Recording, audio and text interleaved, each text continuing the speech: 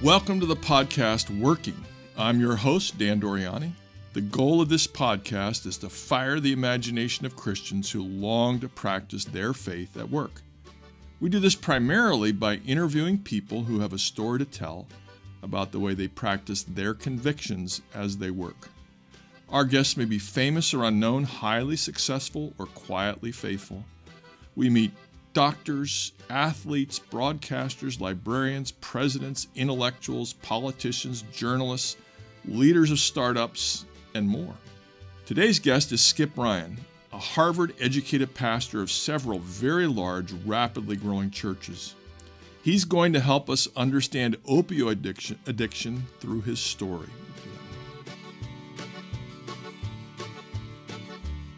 So today I have with me Skip Ryan, a man I've known a bit for quite a number of years. The thing we share in common that led to the most conversations between us is leading large churches for a number of years. Skip led two very large churches for a total of 32 years. He also spent some years in academic leadership.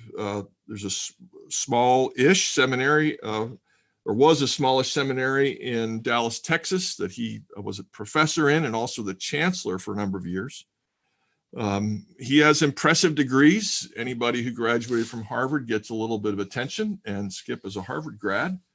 That speaks to his raw ability, and he also went to Westminster Theological Seminary in Philadelphia. And since I'm a Westminster grad and was just a little bit behind you, Skip, I'll say, a lot of people think, and I'm one of them, that at least at that time, Westminster was probably the finest evangelical seminary in the world. I'm not speaking about today, but it was a tremendous place to get an education. Skip has multiple children, and I'm not going to get into that story. He does have a wife, Barbara, of many years. So that's a little bit of his background. But Skip, I invited you here today because on this podcast, I have an interest in people with multiple callings and with maybe surprising callings or gifts or preparation God gives them at some point in their life that they maybe never would have expected, and yet it becomes part of what they do.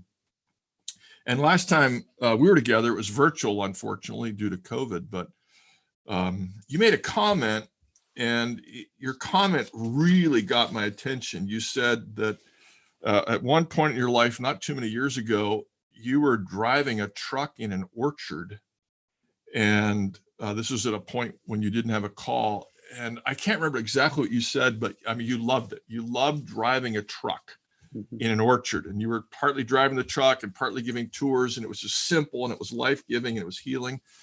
And I resonated with that so much because when I was a senior pastor of a large church, kind of like one of yours, there were times when I yearned for manual labor, simple labor. And right out of college, my first job, while I was looking for something more professional, was unloading trucks. And I loved it. It was so simple. And you take 300 or 400 objects and you take them off the truck and you put them away and you're done. And there's a beauty to that. And you, at an older age, were driving a truck in an orchard. And that was partly because of some things that went wrong in your life. And I want you to tell that story to us. The context is pastors, I believe, are on the whole really godly people, and they honestly and sincerely want to serve the Lord. But pastors do stumble as everybody else does. And I've known pastors who have become alcoholics and who have had substance addictions, and pastors who fell into the deepest depressions and couldn't escape the medications they were taking. And that's part of your story. So would you tell us your story for a little bit, Skip? Okay. Let me preface it, Dan, with a modest correction. It wasn't a truck that I drove. It was a tractor. Oh, tractor. Okay. Uh-huh. And the tractor had a 30 to 40 foot trailer on it, which was jammed with people. And I took them around the orchard, telling them about the orchard as we went. It was really fun. I mean, I could talk for a long time about the different people that I met, and some of their stories. It was really, like you say, it was really life-giving. I I was the pastor of a church in Charlottesville, Virginia, which I founded, and was a wonderful church. I was 29 when I started it, and everyone else was 29 too, except for the students that came from University of Virginia. And we just had a raucous good time. I mean, it was like a family. We were all growing up together, and ministering to students and faculty, and built, a couple building programs we went through. And it was just really, really fun.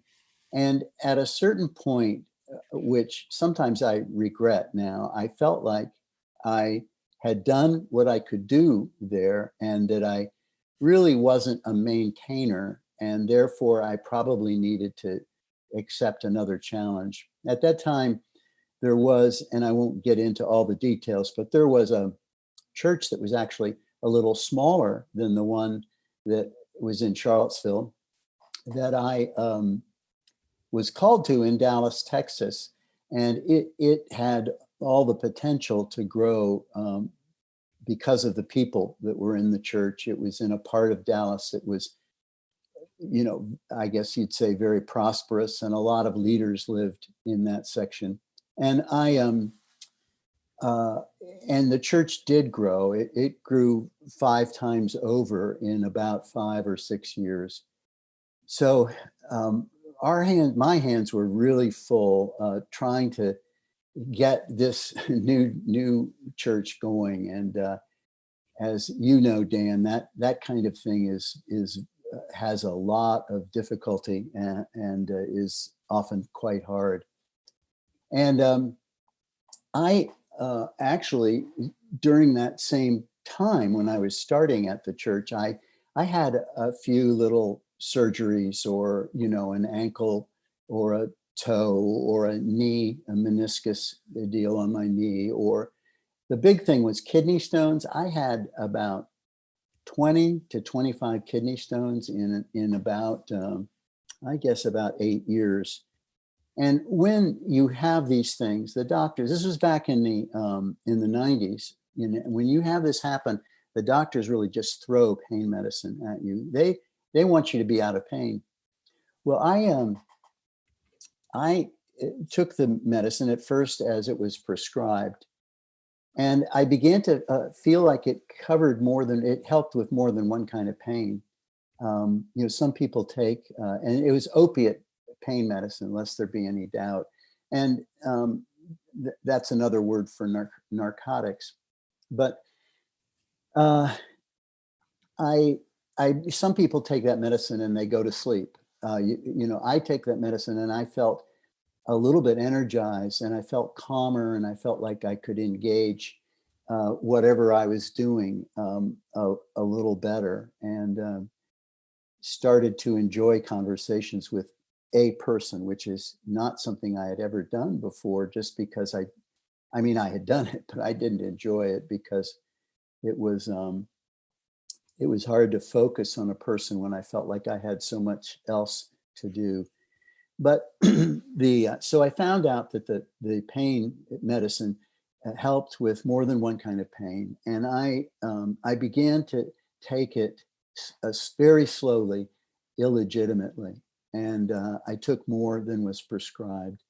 And at first it was, minimal, but it grew quite a bit towards the very end of the 90s, and especially into the beginnings of the 200s.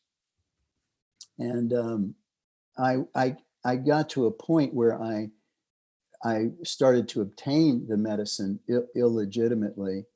I would ask doctors in our church I would tell them I had this or that pain, and they would prescribe it without even seeing me sometimes, which is not what doctors can do now. And because they trusted me, I was their pastor, and one of the things that really I've had to deal with is the deep, deep regret of having done that. But it became more and more frequent, and my wife knew that something was really, really wrong. And I told her what was wrong. We talked about it, we prayed about it, but then it would sort of, come back with more force. And there's something called tolerance in addiction, which means you need more and more to get the same effect. And that was going on with me. In 2006, about the middle of the year, I turned to Barbara and actually what happened was we went to a treatment center in Arizona, no relationship to what my situation at all. It was it was something else altogether. But we were there about, 5-6 days. And on roughly the fourth day, I turned to Barbara and I said, I need to be here. And she was kind of relieved because she thought so too. So I stayed for 7 weeks. I resigned from the church during that time. And I just needed to get out of the tension, the pressure that was contributing to my using the narcotic drugs. And that time, it was 7 weeks there, was very, very profitable. Learned a lot about the nature of addiction, and learned a lot about myself. And then after that, I went to another place in Atlanta, and I was there for 14 weeks, which was really huge. And then, so it was 21 weeks that I was in recovery places during that summer, fall, and of 2006. When I came home, I had been diagnosed with prostate cancer while I was in treatment towards the end. And I came home and I saw doctors and figured out the best way to take care of it. And they did. I think the second or third day before the end of the year, I had prostate surgery. They removed the prostate, and fortunately the cancer was contained. And so it did not spread and has not. But I did that surgery without any pain medicine, which was interesting. And when I got done with that, and this is a real low point, my wife said, you need to leave. I need to be able to build trust in you. You lied to me so much. You hurt me deeply. So I objected vociferously, but I agreed. And I went down the street and around the corner to someone's back house, we call it in Dallas, a place above their garage. And I stayed there for 5 months, but I saw my wife every day. I went over, we had dinner together. We went to church together. We went to social things together, and we talked a lot. And finally I went home and began a journey of living in sobriety. Alcohol was never a problem for me. I didn't like having more than 1 or 2 glasses of wine. Sometimes for people, those addictions are concurrent, but it wasn't the case with me. 5 months later, I moved home. I continued the program until 2014 when I relapsed. And that was very, very painful to everybody, my family, Barbara. I think I know the reasons why I relapsed, but I'll leave those aside for the moment, unless somebody, ends up really wanting to know. And the next 4 years were kind of uneven in a lot of ways. Occasionally I would use the medication, but not that much. I went for a whole year at one point without using it, but I just felt really adrift. And what I did during that time was I rebuilt my own personal vision of what sanctification is. And I'm sure that our folks listening understand that sanctification is how you grow in Christ. And I just said, how did this happen to me? How could this happen to me? And I sort of rebuilt my understanding of the nature of what was going on in my own heart, from my past, from my current wrongs, and then began to build a future. And 2018, I used the drugs once more, and my wife said, that's it. You either get fixed or we're done. So I went to a place in Pennsylvania called Caron, which is an excellent rehab center. I was there for 6 weeks, and I've not had any medication of that kind since. And I'm very glad for that. These years have been, again, years of real learning and searching for me personally, with, I think, and hope, some good outcomes. Yeah. Maybe I'll stop there, Dan. Yeah, let me, sure. So the first thing I want to do is ask you, so what was the answer to the question, how did this happen? But let me set it up just for other people. Somebody's probably thinking, okay, he's been clean for 2 years now. That's not a very long track record. Yeah, two and a half. 2.5, all right, because we're in December.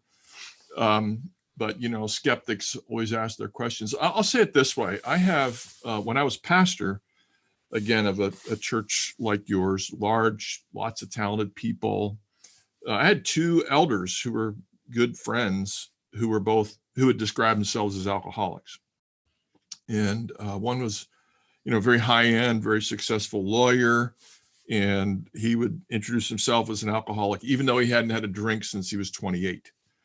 So, you know, now it's been 46 years since. Oh, wow. Good for him. Yeah, good for him. And I had another elder friend who was, I mean, just about the perfect elder. You know, taught 2 and 3 and 4-year-olds for years, did prison ministry, was the best usher. You know, I said he was tied for the best usher ever. We were also tennis partners, and sometimes opponents in singles and partners in doubles, and had a great time playing together. He was an alcoholic, and he relapsed over and over, and he would hide it. And then, you know, somebody would say, you're acting strange. What's going on? You're pulling away. And by over and over, I don't mean 50 times. I mean, you know, 5 times, let's say. And that's, you know, there are 2 paths. I mean, there's a path of, I'm breaking with this. It's kind of like the person who stops smoking cigarettes and never touch another.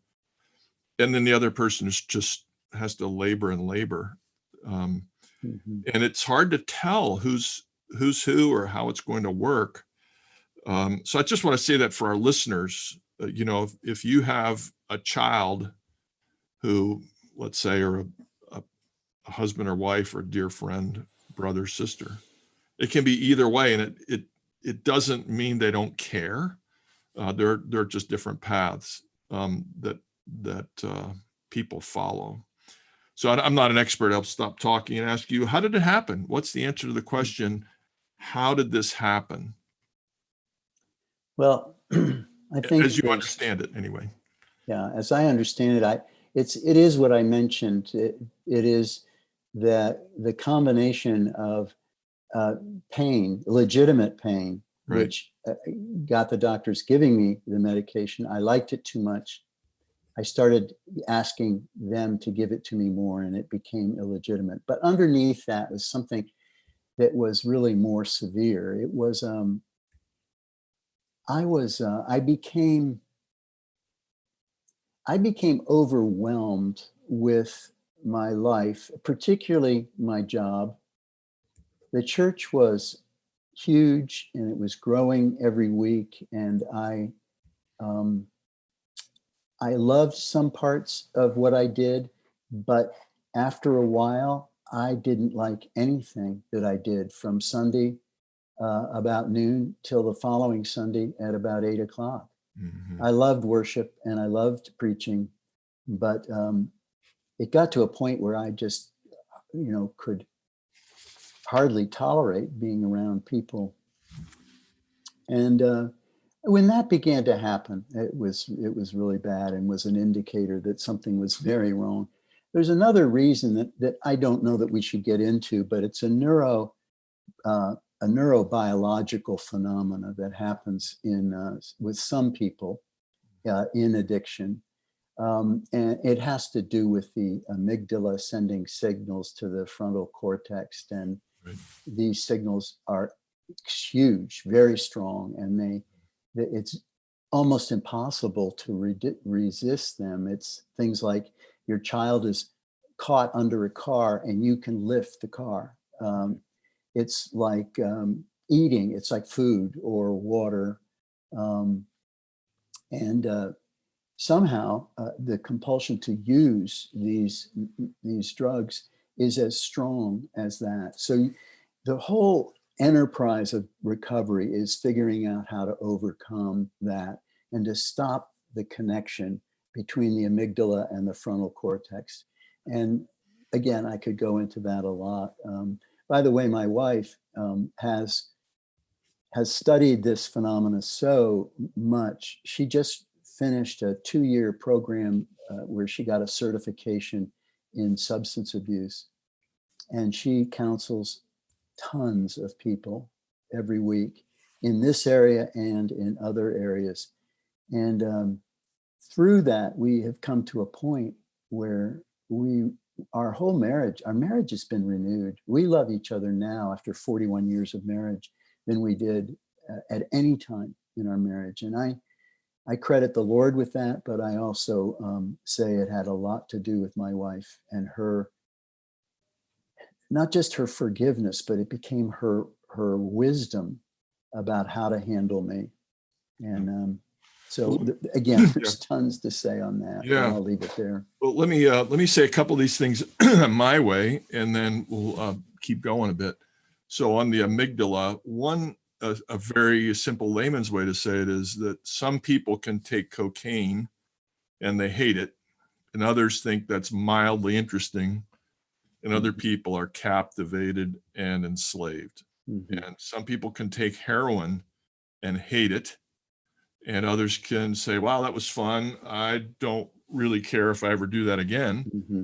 And then another group will take it and become enslaved. Cigarettes, nicotine is probably the most addictive substance, people use. Mm-hmm. But some people can take nicotine and nothing happens. Mm-hmm. And so there's definitely a physical component, just as, some people, pardon me, get diseases that they just have some weird gene in their blood chemistry, and therefore they are, maybe they get a heart attack even though they've exercised and eaten well their whole life. I mean, there are chemical factors in this.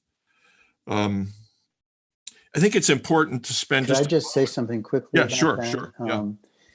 This is where it's very difficult sometimes for people that have never had a problem like this to consider it completely a matter of will. Right. You have a weak will, Skip. You didn't resist this temptation. But actually, it is the use of my will, but it is also a disease.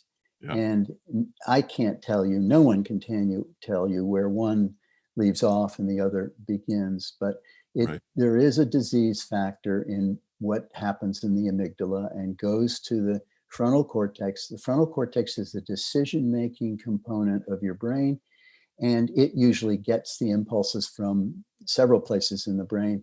And it's the one that decides, I'm going to recognize this, I'm not going to recognize this, I'm going to do. And with addiction, after a while, the frontal cortex becomes so weak that it cannot control or make a decision about this substance. It goes right over the nature of the substance and proceeds. So one way to action. say this for maybe for laymen, and we might disagree about this a little bit, is that you do get to the point where you can't make a decision anymore. Like the person, let's just use nicotine. There's a person who knows tobacco, cigarettes are harming them, maybe will kill them. Maybe they've already got lung cancer. They just can't stop. So we're recognizing there's a sense in which people can't stop. That doesn't mean they're not responsible. They were responsible back in the beginning when they started to give themselves over to it. But something needs to happen to break the cycle and the grip of these. Maybe the best way to say it is we can put ourselves in the way of an addiction, and then it grabs a hold of us, and it's very hard. So our responsibility is not to put ourselves in that path. Yes, when I talk to guys with addiction, everything from cigarettes to pornography, you name it, and substance abuses, I have a circle that I make and then cut it into pies. And each slice of the pie has something in it that enhances their recovery. Right. But you have to have the whole thing working together to really make it stick. Yeah. There's no one magic bullet. Right. It is several things. And when those things take hold, you can begin to make a recovery. Right. Right. So I'm going to go back to maybe the second thing you said, the second and third, feeling overwhelmed by the tasks of the church and the burden. It's difficult simply to sit and talk to somebody for an hour because there's so much that needs to be done, and only enjoying worship at times and preaching. So that probably is true of a lot of people who are leaders. Certainly, you're not the only pastor who felt that way. There's a period of time in my church when there was so much going on, so much work to be done, that I knew that there was this pile of emails accumulating throughout the day that I had to answer before I went to bed. Mm-hmm. And I mean, that could end up being 12:30 in the morning, even though I was getting up kind of early. Mm-hmm. There was a sort of a frenzy that took over, like just power through these emails, get it done, then, throw yourself into bed and then relax, right? And go to sleep. And I heard an interview with Michael Jordan at that time. Mm-hmm. And it was about the days when he was the center of the sports universe. And he said, the only time I have solace and peace and pleasure is when I'm actually on the basketball court, Mm-hmm. because no one can ask anything of me. No one can ask me of a favor because I'm playing.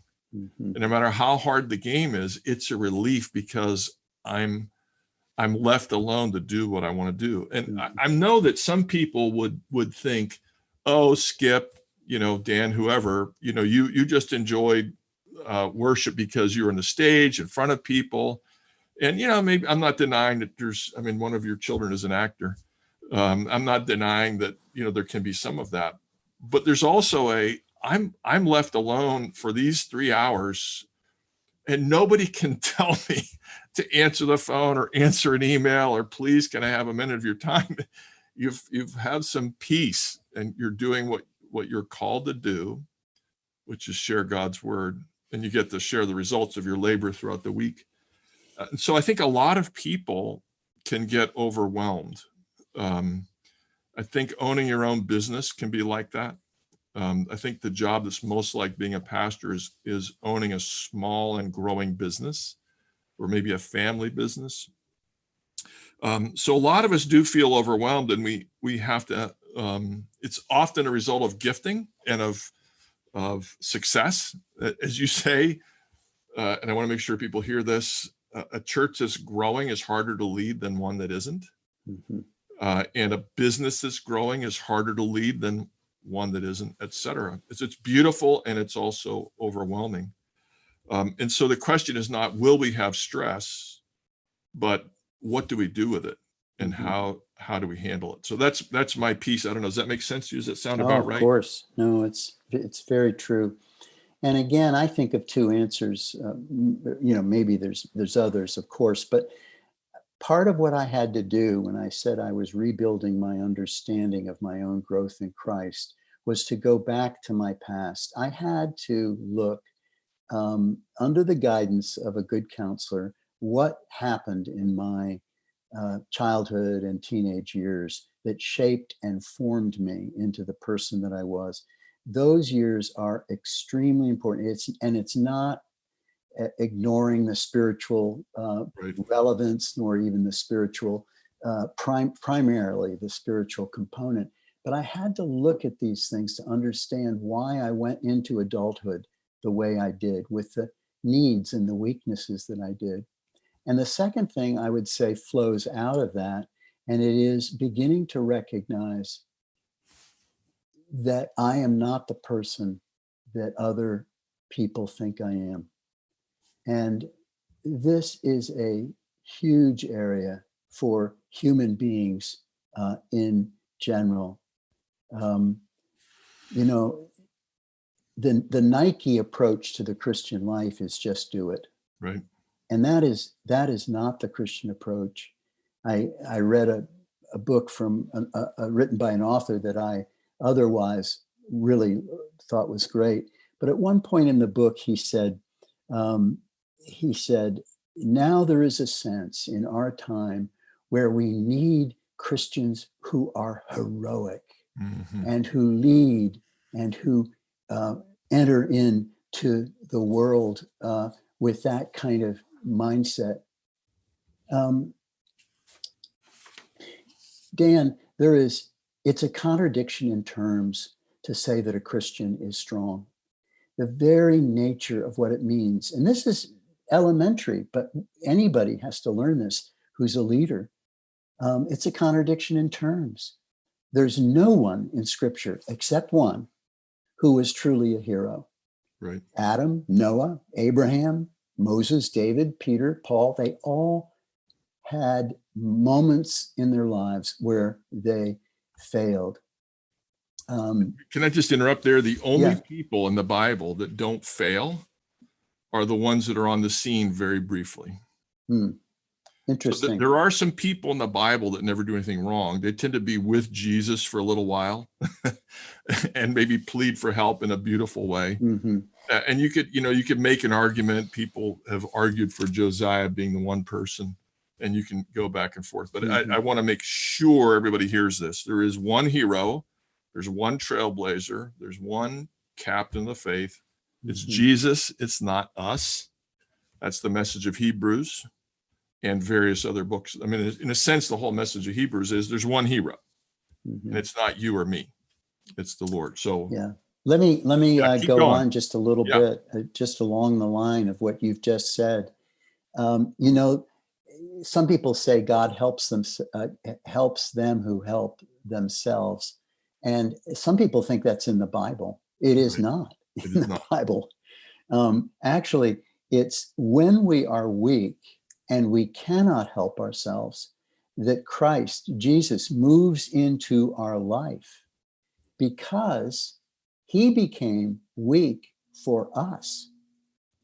The whole doctrine, teaching of the incarnation of Christ, which we're again about ready to celebrate in this season, tells us that the second person of the Trinity, God, who had been God from all eternity, entered into the messiness, the ugliness, the hurt, the pain of this life, being born as a baby and growing up in poverty and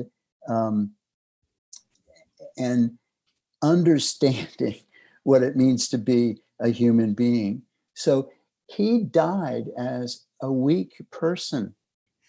And I could go into that. Some of the words he said on the cross are very, very interesting. But how is it that, I would just say to everyone, especially myself, how is it that you are weak? Where are you out of depth in your life? What is something that is important to you that you have failed to attain? Where have you really let down other people, either actually or in your perception? These are the places where the life of Christ begins to show up.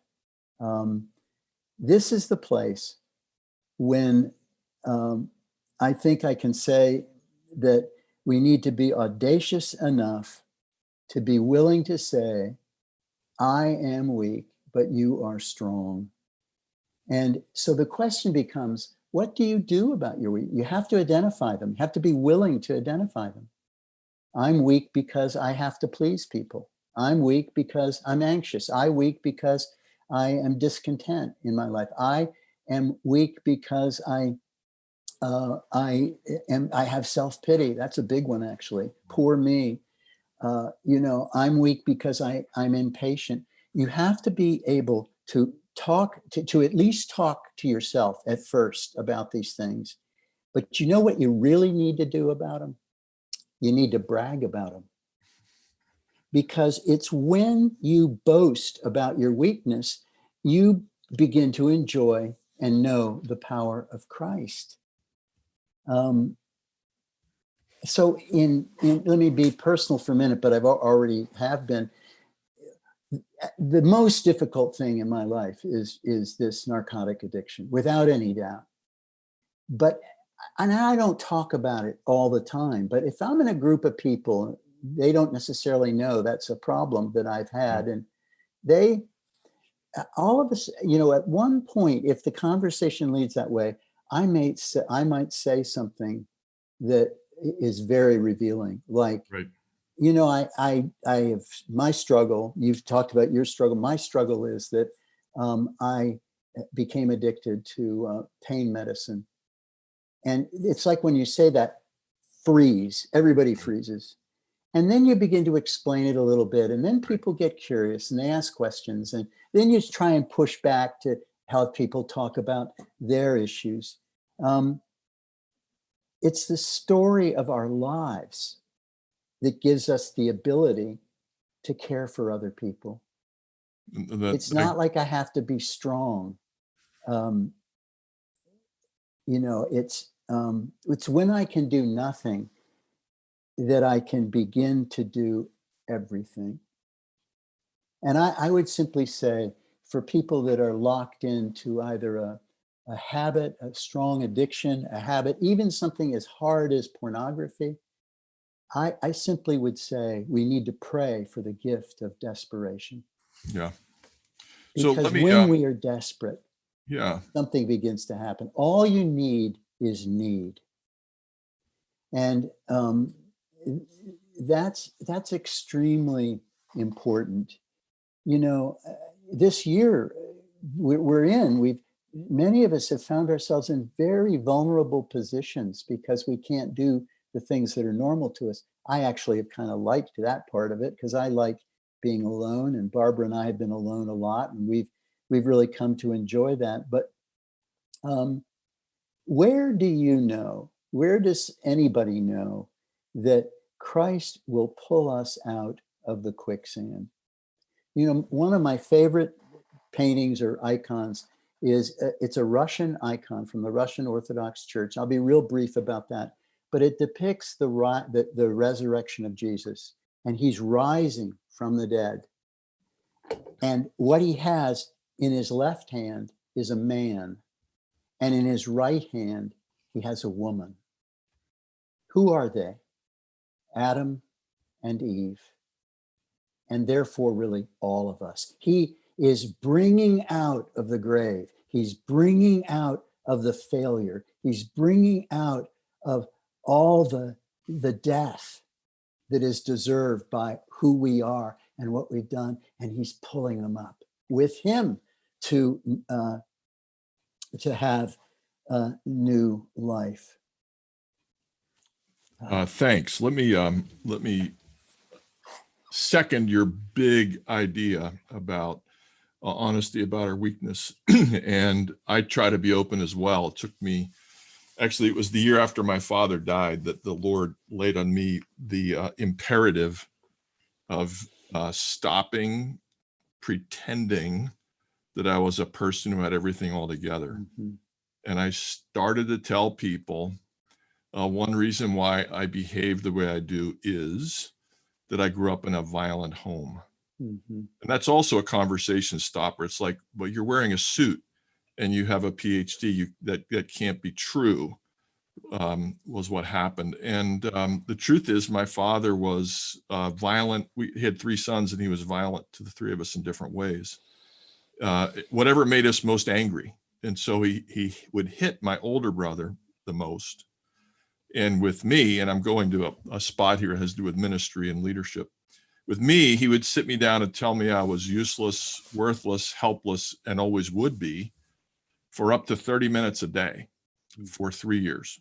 And it took me decades to realize that what he was saying was, I'm afraid I'm useless and worthless. He was a very talented, extraordinarily disorganized man.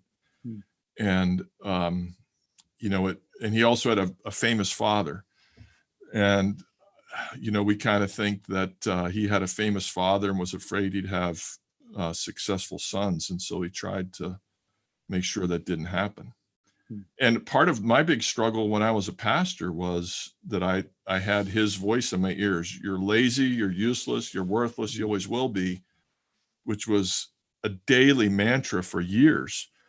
And I thought, the last thing I can tolerate is if somebody tells me I'm lazy, or I'm not useful, or I'm worthless, or I'm not accomplishing. And Dan, let me jump in and ask you, what did you do about those things? What did you do about those that were running around your head? Right. So the first thing I did actually was write about it. I wrote, basically, it amounts to almost a short unpublished book on what it was like.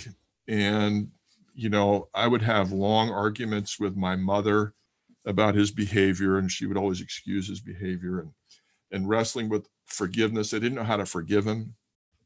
I did talk to a counselor who was a friend of mine, and he would just gently push me and nudge me. But I have to tell you, I'm probably a lot like you. I don't think that I will ever stop trying to prove myself. I think that what I have to do, to be honest with you, is structure my life. It's kind of like your situation with the circle and all the resources you need. To stop working, I need to just make sure I have time with friends and family. Mm-hmm. And I make it impossible to work. And I've as shallow as that seems, that's the way forward. And by God's grace, I've been able to I have a lot of friends, and I mentioned tennis. I play tennis because I like the game, but I also like being with men and hanging around afterward. And I like hanging around with fellow believers, and I like hanging around with unbelievers. And my grandchildren all live in my city, and praise God, 2 of them live 2 blocks away from me. Their choice, not mine. They moved to our neighborhood, and I just spend time with them. And you're exactly right. The most basic thing I have to realize is, although I do a lot of things right in my life and I help a lot of people, I'm never going to overcome this in this life. I am always going to be prone to try to prove myself, which is borderline idiotic. The whole gospel is you can't prove yourself. The first thing you need to do is recognize that you cannot succeed. The gospel is the anti-success message. It is the anti-performance message. Yeah. And you just have to go back to the gospel and tell yourself over and over again, you wise fool, you can preach to others, and you need to preach yourself, physician, heal yourself.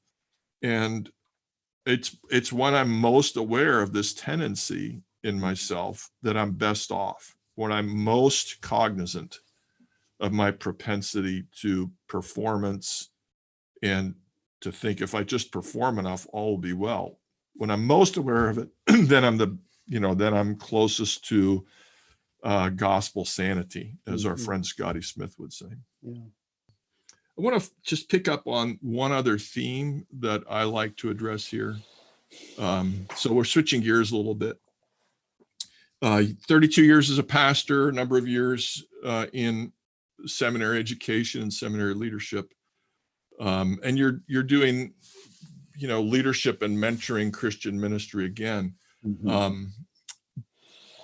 How do you see, give me a short answer to the question, how do you see God leading you into this?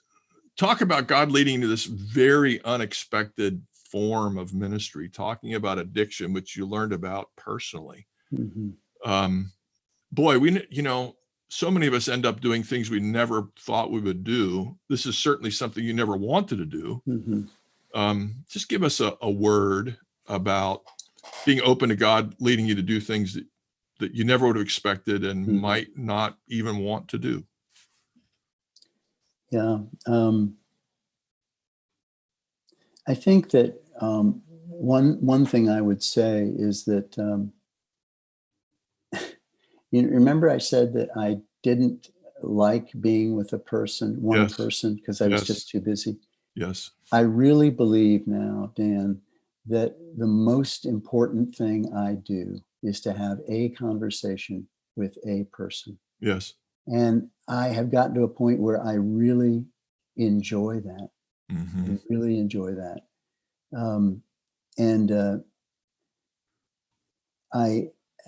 It's hard to express that enough.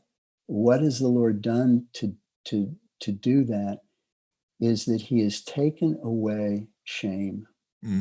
One of the big, huge results of addiction for many people, especially for believers, is shame. Right. How did this happen? How did I get to this place? If you don't deal with shame, you'll carry it around the rest of your life.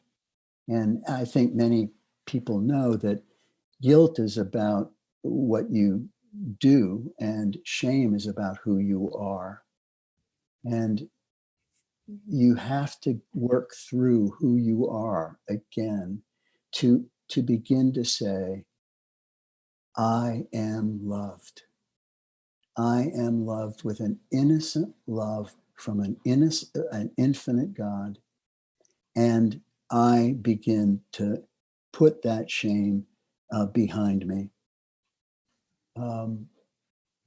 And that opens up huge, huge parts of my life. It makes me bold again, like I've said before in dinner table conversation. But it really tells me what ministry really is, and what does it mean to be, quote, successful in ministry. And as I've said throughout here, that success in ministry, whatever it is, cannot be measured by my own achievements and accomplishment. The church does not need gifted or smarter people. It needs deeper people. Because one life that has gone through a lot and has come out the other end and knows Christ in a more deep way, that person is of great use. Yeah. So one way that we can think about it is to ask the question, what experiences has God providentially chosen to give you? And they may be sought or unsought. And what mentors has God given you? And what sets of experiences that you need to meditate on has God given you first for your own sanctification, your growth, your understanding of and living out of the gospel, and then how can I share that with others? So one of the side things that I do, and I know you do it too, is I talk to pastors who are in trouble and worn out and exhausted, who are so numerous right now during COVID because they're asked to do things that are outside their skill set. And people partly come to people who are older, 60 plus, because they just figure we've seen a lot of stuff. But people have an instinct that if you're over 60, it's kind of like if you're over 60, there's something wrong with your body. If you give a 60-year-old enough tests and they'll turn up some malady, right? But if you give enough questions to a 60-year-old, you will find that they have probably failed badly, spectacularly failed themselves, failed others. And in a sense, that's what equips us. It's not our successes that equip us. to Yes. aid people. It's our failures Mm-hmm. that enable us to do that. And I'm not minimizing education and raw gifts. You're an articulate person, and God used that, and you have a great mind, and God used that. But and I'm not going to deny that the Bible tells us at times to be strong and be courageous. It does. But the Bible also tells us that when we're weak, then we're strong. But just take David.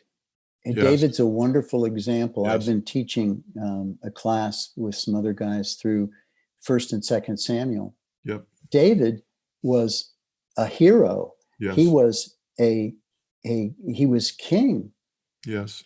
But you look at his life, not just the incident with Bathsheba and Uriah, Right. but you look at all of his life. He stumbled so many times. Yes.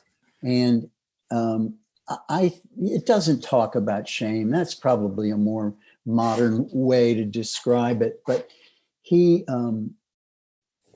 his repentance, the difference between him and Saul was that David repented. Right. And Exactly. Saul didn't. Right. And so I think we have to say, I can't do what Jesus does.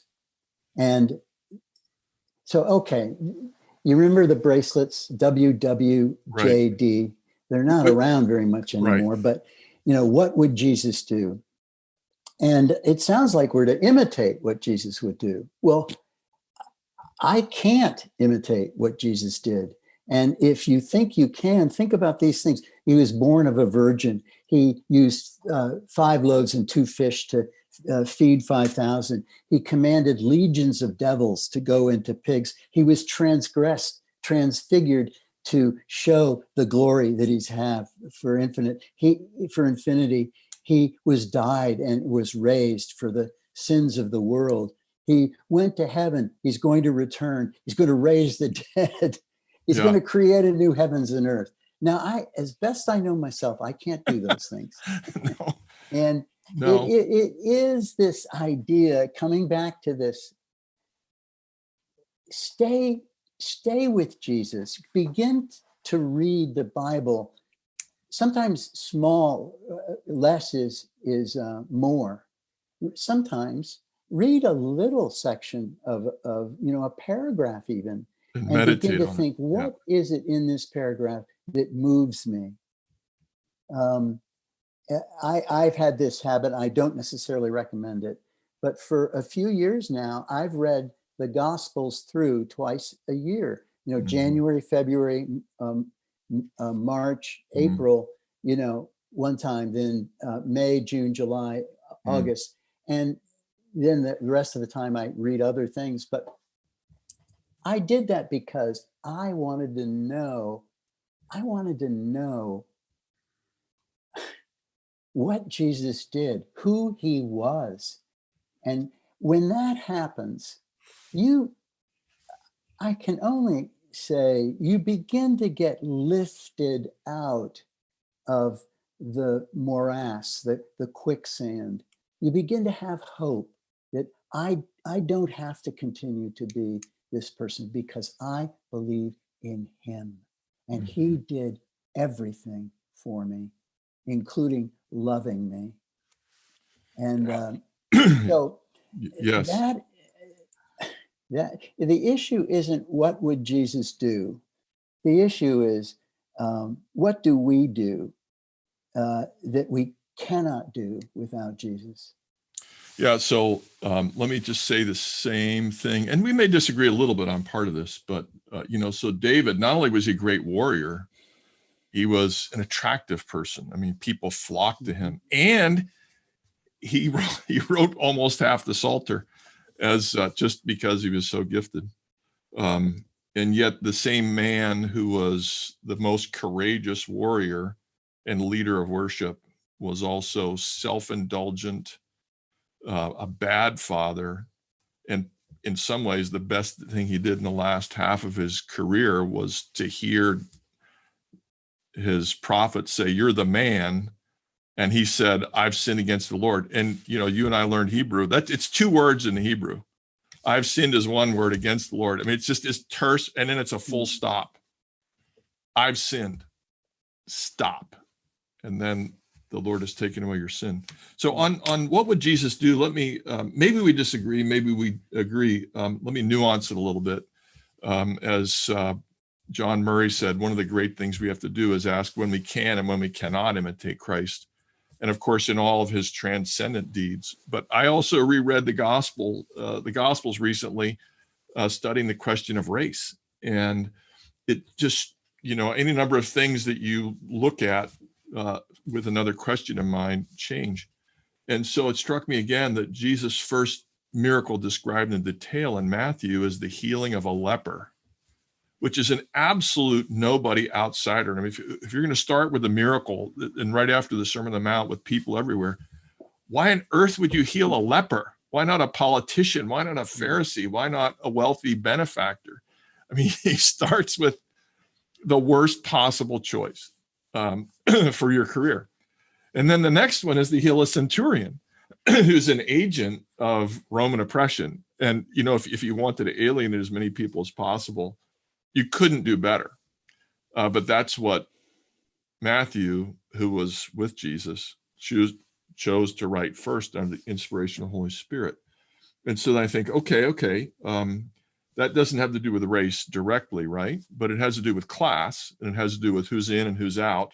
I mean, Jesus ministers to two absolute outsiders first. And my next thought then is, I want to do that too. What would Jesus do? I want to do that. And then my next thought is, I don't think I do that. I think that while I aspire to be like Jesus, I think I probably have a strong tendency that I have to counteract if I can see it, to spend my time with intelligent people, educated people, professional people. And the last thing I want to do is spend time with outsiders. Mm-hmm. And then I can begin to, it's when I see how far short I fall, then I can begin maybe to make progress and to live as Jesus lived. So we've had a good conversation for a while. Let me just ask you one last question. We'll call it a day. My comment about, there's two things I want to ask you, but the one was about lepers, because I remember you said at one point in one of your writings that the church doesn't know how to handle a pastor who fails. Mm-hmm. And what we need is not better programs, but a new mentality. Mm-hmm. And, I preparing to talk to you, I was thinking again about Jesus' way. And it was a mentality that was, he doesn't care who you are, mm-hmm. whether you're high status, low status, inside or outsider. So I'll let you comment on that. And another thing I'm interested, if you could just give us a word, the church didn't know how to handle you. Could you comment a tiny bit on the question of people needing different things when they have failed? So, for example, if someone dies, a relative dies, some people want to be left alone for the next month. Some want to be surrounded by people. Or if you have, let's say a woman has a miscarriage, or of course, a husband and wife have a miscarriage. One woman wants to just talk about it and how she feels, and the other person wants to turn off the phone forever. So I know those are two related questions, I hope. What's the essence of the best mentality a church can have in helping people, standing beside people when they falter badly, or when they're in a lot of pain, given that it's hard to tell sometimes whether somebody wants to be left alone or they want to be surrounded? It's a complicated question, I realize. Mm-hmm. Can you tackle it a little bit? As a pastor, I'm just thinking of two things. One, I would ask them, right, how can I help you? Would you like some space and time? Right. Or would you like me to come over and pray with you? Right. That's a pretty good one, eh? Yeah. Usually when the pastor says that, they pay attention. But I think a good friend can do that as Right. well. And I'll give you two examples really quickly.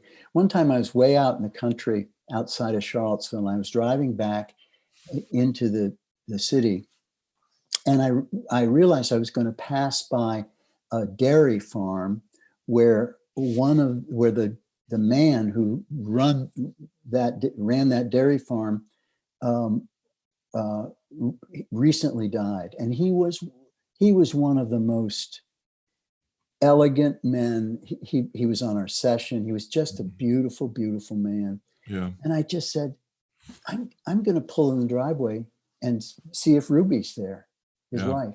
And I did, and I knocked on the door, and Ruby came to the door, and she said, "How did you know?" Yeah. Right. And I said, "How did I know what?" She said, "Today is the first anniversary of Edgar's Right. going home to the Lord." Yeah. And the Lord prompted that, of course, arranged that. Yeah, but and it's just kind of a holy hunch. I think we Yeah. need to Right. stay, close to the holy hunches. Right. I've got another example, but maybe for the sake of time, I'll leave it there. You want to say a last word? Question? No, well, yeah, just last word. What would you say to the church about its mentality toward people who have faltered and, maybe sinned badly, failed badly? What word would you give to someone who wants to change the spirit, the mentality of their church or themselves? Okay. Do something. I've talked a lot about prayer, a lot about, inner thinking through your life. Yeah. But when an individual feels caught up in their own guilt or shame or whatever it is, one of the best things they can do is to go find somebody in need and do something.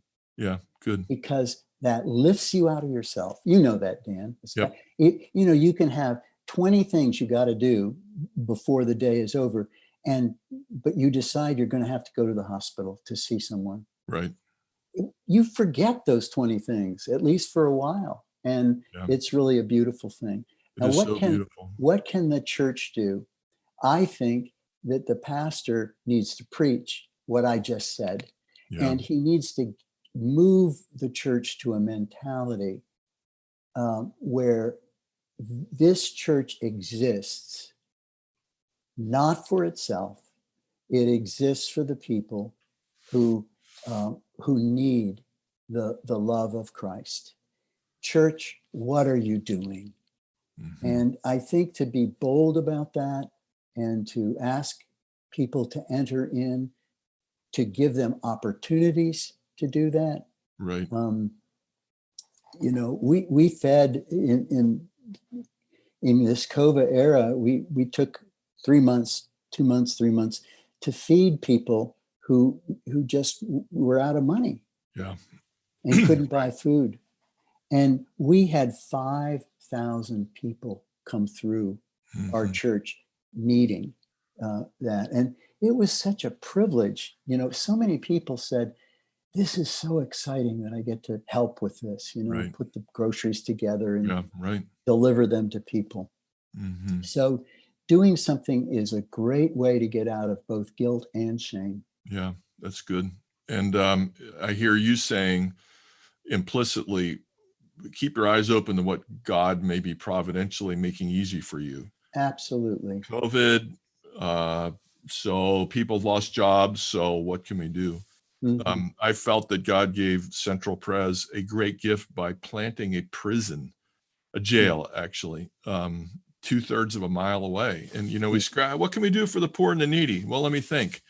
There are 1,500 prisoners 2/3 of a mile away. Mm-hmm. And, if you have your eyes open and your ears and you're praying, "Lord, show me how to serve," he's often put it right in front of you.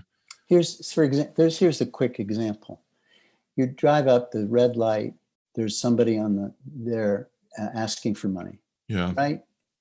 And whether you give them money or not, look them in the eyes. Yes. and say, hello. Hello, brother. Yeah. Hello, Good. sister. That's good. In other words, they're a person. Yes. And Right. I just think we need to look at people as people. Yes. Yeah. Yeah, I agree with you. And if you're in the bathroom and that somebody's cleaning the bathroom at the, not that we go to restaurants or airports anymore, but, look them in the eye and say, thank you for cleaning the bathroom. Yeah. And thank you for, just when you see people, I agree with you. So Skip, let me ask you a couple of questions real quick. I ask my guests 2 or 3. What is your favorite book? Not necessarily your favorite, but one you would urge us all to read. Mm-hmm. What would you tell us to read? It is a book called Elijah, and it's written by a Canadian author named Michael O'Brien. Okay. It is fiction. He is not well known as a writer at all. Okay. The book is transforming, or it has transformed me, because the center of the book is a Jewish man who converts to Catholicism. Okay. And enters into some amazing stuff. But the thing about the book is how much this man loves God, and how much he is sensitive to the Lord and serves other people. I have read it 3 times. Oh, wow. That's quite a I've not read any other book 3 times. Okay. Except the books of Matthew, Mark, Luke, and John. Yeah. I'll ask you one last question. Who would you like me to have on this podcast next? Oh, that's a great question. Have you had Joe Novenson? Not yet.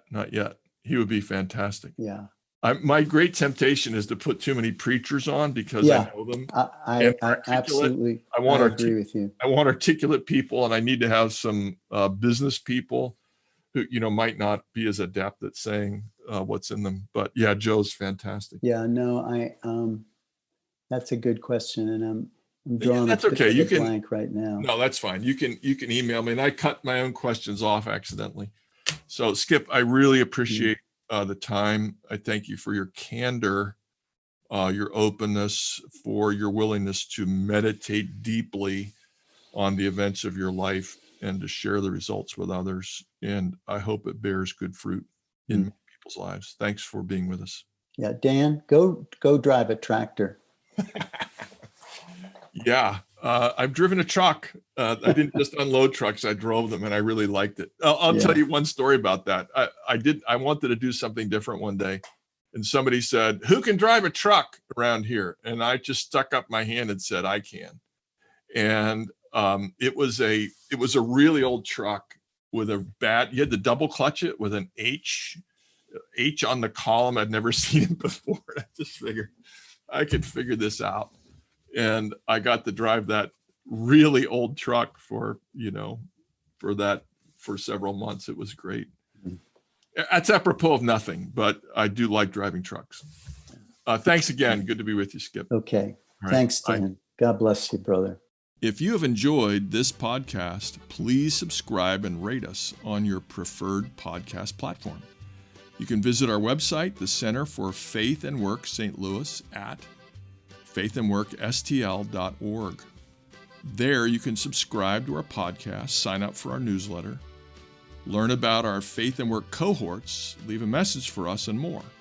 Here are the questions for the podcast with Skip Ryan. Has your work life ever taken an unexpected and unwelcome turn? What was that like? What do you think of Skip's point that the gospel is the anti-success message? Do you agree or disagree? Join our discussion at facebook.com/faithandworkstl or our Instagram at faithandworkstl. I'm Christina Hanna, Program Director for Center for Faith and Work.